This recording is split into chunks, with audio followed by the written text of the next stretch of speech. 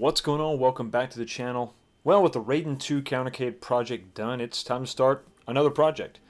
And luckily I just happen to have another Galaga Countercade cabinet sitting around. Thank you so much, Walmart, for having these things marked down to 50 bucks. And been waiting for a reason to break this thing out, and Geek Sales has come to the rescue with a brand new HDMI breakout board for these stock version 2 countercades. So I thought this would be the perfect opportunity to check this thing out.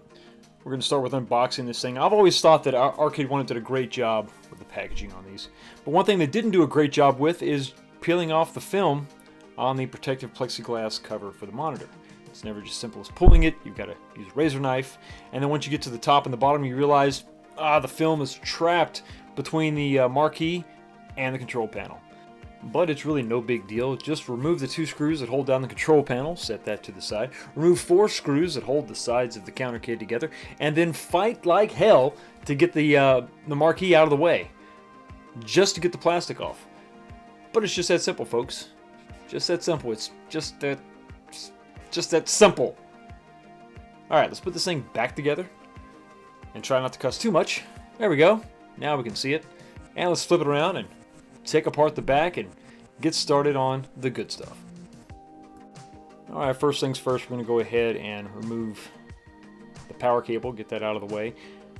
Peel the tape back, and then that's going to allow us to take this back panel, this brown panel, and set it off to the side. Remove all the connections from the bottom of the PCB and then get those wires out of the way. I used a piece of tape to hold those down. There's going to be 2 screws that hold the cover for the PCB on. You're also going to need a razor knife to cut the tape on top that sort of holds that in place. And then don't yank on this too much because you've got these wires connected to the on-off switch. Be very careful of that. Disconnect that, and then you'll be able to set this off to the side. Alright, now we're going to start with disconnecting the ribbon cable. Be very careful with this, and the first step is to remove the bail lock. It's the black part right there. You see I'm prying on it with my spudger. Just take your time. Go nice and easy with it, and it should pop straight up facing you. Once you have that about 90 degrees from where it was, take the pointy end of the spudger and just lightly flick that ribbon cable out of the way.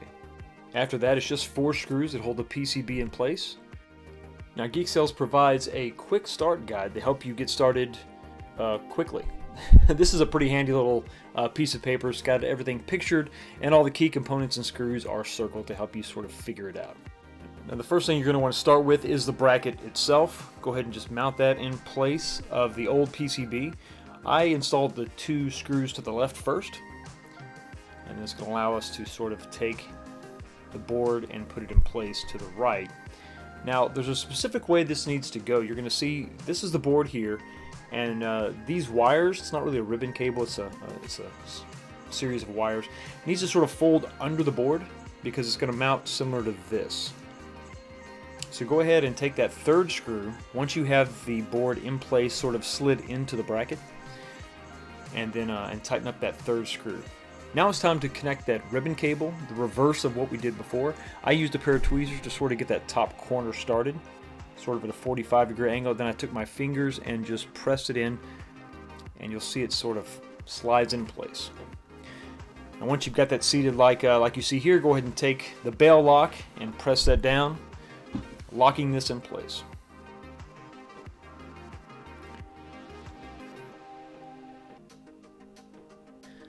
Okay, now it's time to mount that menu control board, or the keyboard as they refer to it in their instructions. There's a green post as part of that 3D printed bracket. You want to place the bottom hole of the board on that post and then rotate it until the top hole on the board lines up with that last threaded hole that held the stock PCB in place. Geek Sales does include a longer screw that allows you to mount this up.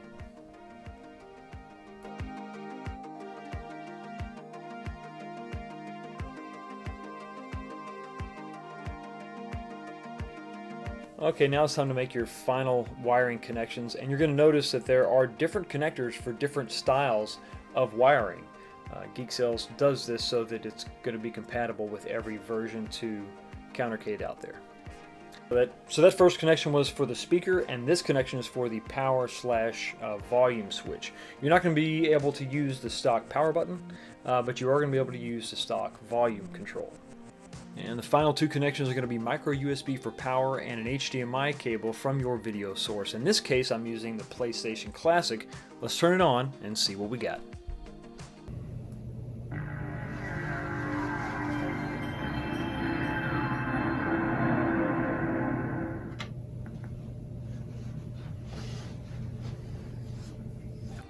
So when you use the stock Arcade1up volume switch, you can see that it actually pops up on the display. Now, unfortunately, this kit doesn't use the stock power switch, but it does make it available so you can more easily use it with some kind of external relay board. Now, because we can't flip the image 90 degrees, we're stuck with playing it in this orientation. You can flip it 180, and then you can flip it 180 and invert it so all the writing is backwards. Not sure why you would want to do that. I think this is a great option for someone trying to easily mod one of these countercades, but do remember you're going to be stuck with that same stock Arcade1up LCD, which is kind of washed out and only really viewable if you're looking at it straight on.